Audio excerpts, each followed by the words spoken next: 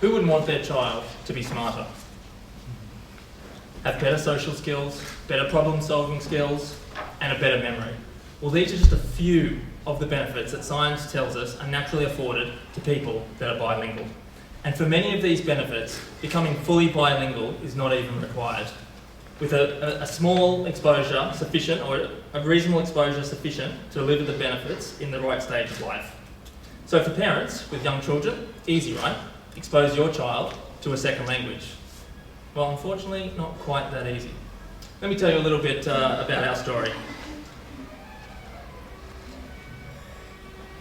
This is me and my wife. I'm a consultant and business school student here doing the MBA. My wife is a psychologist, and then our third founder and number one customer, Spencer. We really like the idea of teaching our child a second language. And this desire only increased as we researched the secondary benefits associated with language acquisition. Unfortunately, when our baby was born, we could not find any suitable option, particularly for children under 3. And now the peak period for language acquisition is in those formative years, in that first few years of life. So this is even in pre-verbal babies. So the younger, the better with language exposure, and there was nothing available. So, with no options available, we created our own. We hired a teacher, we developed our program, and we started teaching our child French. Now, we're not alone in wanting to teach our child a second language. The challenge for parents is how can they, particularly monolingual and busy modern parents, give their child a bilingual head start in life. From our experience, there's a huge unmet demand, and the challenge is very real. After we started teaching our child French, soon friends, and then friends of friends wanted to join. And our single weekly session with our French teacher quickly became multiple classes a week with growing demand from word of mouth all the time. And so, Bonjour Babies was born. Bonjour Babies will reshape the landscape for early language development and is already improving the potential outcome of children right now. The programs we have developed are based on the latest research, designed to maximise the cognitive benefits of exposing children to a second language in the critical formative years. The program's fun, it's interactive, it's musical, and most importantly, it's effective. Additionally, for busy parents, making our programs accessible and available multi-channel is a game changer, as I'll get to in just a minute. There is a large and growing market of parents just like ourselves. There are 3 million children in Australia under 5, and for 1 in 5 of them, their parents spend more than $2,000 a year on educational and extracurricular activity from birth. Just a 0.1% market share would see Bonjour Babies as a multi-million-dollar company. We believe we can deliver a differentiated language learning program, whether it be online or offline, and we've focused around 4 key levers to sustain this position. Firstly, it's fun. It's got to be fun for the kids. Start early. The earlier the better, even with babies. It's been designed with parents in mind, making it accessible. And finally, it works. Early language learning is proven to work. We've seen it with our children, and our customers are seeing it with their children right now. To make the programs accessible, we will deliver with a multi-channel approach. Community-based classes for babies through to preschool-aged children, and facilitated classes for preschools, childcare centres, and primary schools. Additionally, we're working on plans to develop video content that will mirror the syllabus and delivered via an iPad-style app so that parents can participate in and reinforce the learnings at home. There is minimal true competition in this space, and we believe this is a blue ocean strategy. Without any real marketing, Bonjour Babies already has accelerating customer growth and a loyal customer base. Additionally, it is well placed to ramp up quickly into a sizable and profitable business with a number of opportunities available right now. In the term just started, we've launched to 4 locations with 18 classes. We're currently rolling out into 2 primary schools and 2 childcare centres, one of which it has 6 sites. and we've been approached by 5 separate individuals, again, all through word of mouth, who want to license the program, 2 of which are interstate.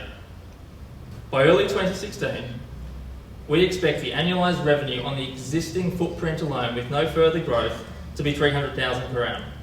And a moderate investment scenario would see this growing to over $2 million by the end of the year. To do this, we have a plan framed around 3 key pillars: refining the business model, maturing the existing business, making sure that we're extracting value from our existing footprint and learnings to feed into the growth and get the model right, and finally, of course, going for growth.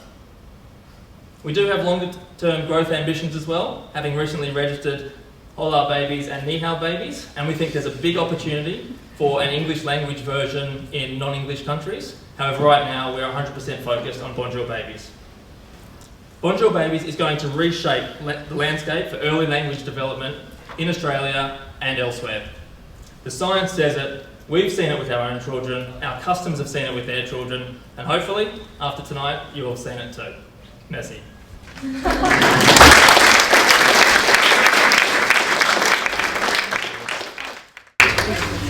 Okay, I'll go first. My time to go first. Great presentation. Well spoken. I think it's a really, really interesting proposal. My mum loved what you just said because she exposed us, my family, very, very early when we were to Chinese. And in a variety of ways, and I think similar ways to how you're doing it. My first question is, there wasn't a program when you looked. How did you guys develop it, and who developed it? Yeah, so my wife's a psychologist. She works mainly with children, and we also hired a French teacher who does early learning education, and works collaboratively based on a program that we think would work. Okay, so that was how it started. And then I guess my question now is, who are your advisors and who's the staff right now? Who's full-time? So there's no full-time staff. There's my wife and I who are juggling kids. Who will go full-time? So do you think, first up? I think my wife is going to go full-time now. When I say I think, she'll probably decide. No, sorry, we have...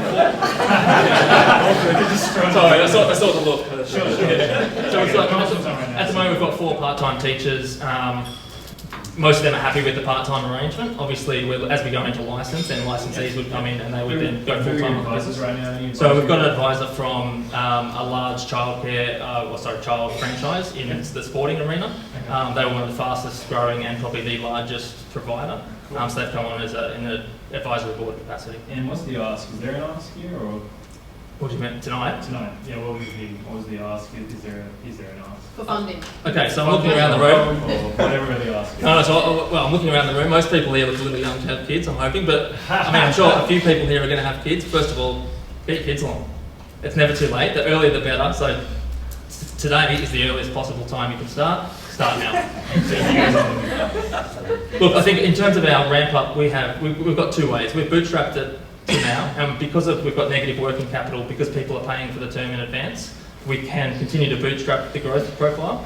However, we are looking at potential that if we were to get an investor come along in the realms of kind of 30 to 100 grand, then we could ramp up significantly faster around the online video content. Because obviously with video content, there's a huge degree in terms of kind of something simple that we can deliver via an email database versus the full, rich edited content.